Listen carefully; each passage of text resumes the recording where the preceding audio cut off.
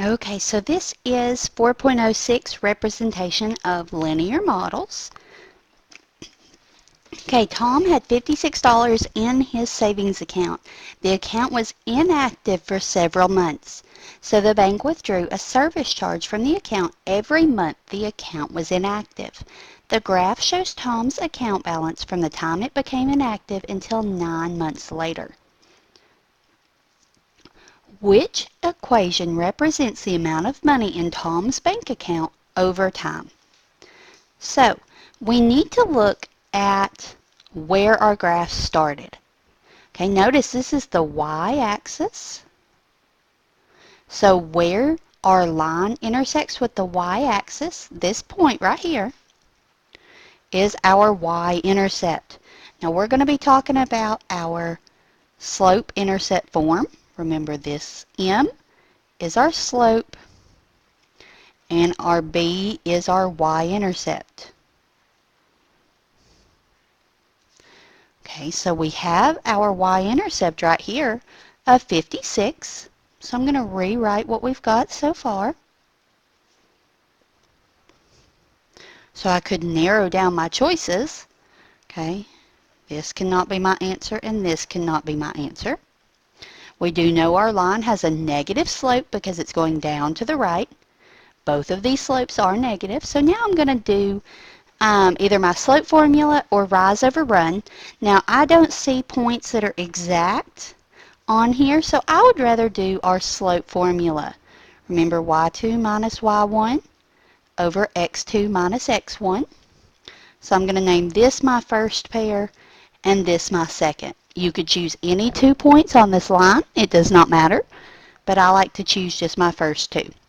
So I'm going to pick the y from my second pair, 45.50, minus the y from my second pair, which is 56, divided by the x from my second pair over the x from my first pair. So now I'm going to subtract 45 and 5/10 minus 56, and I do get negative 10.5 over 3 minus 0, which is 3. And if I simplify that, I do get negative 3.5. So now I can rewrite my equation with my slope. Negative 3.5x plus 56. So I can choose B.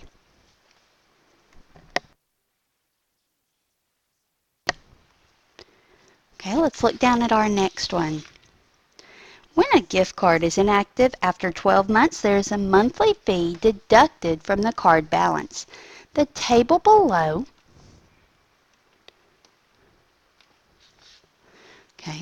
shows the balance on Jason's gift card at the end of each month for the first 5 months with an inactivity charge. Let X represent the number of months Jason's card has been inactive after 1 year, and Y represent Jason's card balance. Write the equation in slope-intercept form. Okay, so we've got our slope and our y-intercept that we're looking for. Well, I know my y-intercept is wherever my x is 0, so I've got my y-intercept right here. So I'm going to do the same thing. I'm going to plug that in. It will go right here. So I've got 225. Now all I need to do is find my slope. Well, I can pick any 2 points. Well, this one and this one are whole numbers. I only chose those because they're whole numbers and I like working with whole numbers better. So I'm going to name this my first pair and this my second. So I'm going to say y2 minus y1. So here's my y2, 223, minus y1, 224, over x2 minus x1. So 223 minus 224 gives me negative 1. 4 minus 2 gives me 2. So y equals negative 1/2 x plus 225. So all I did was plug in my slope into M and my y-intercept into B and rewrote it. Now I don't see any over here that say that exactly. Okay, but I do notice that 225 minus 0.5x is there. So can I reorder this? Yes, that commutative property says that I can. And remember that this negative 1/2 is the same as this decimal. Okay, let's look at another one. Julian works at a zoo feeding the animals. He puts water in the elephant habitat at the beginning of the day. The table shows how much water in gallons remains at different times during the day. Which equation represents the situation? So what you're going to do is you're going to find the difference between these. So I'm finding the slope. 39 minus 44 gives me negative 5.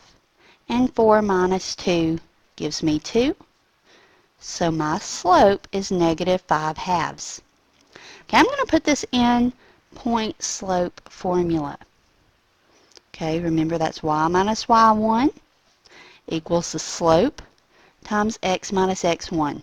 Now I'm going to pick any point I like on here. I'm just going to pick this one.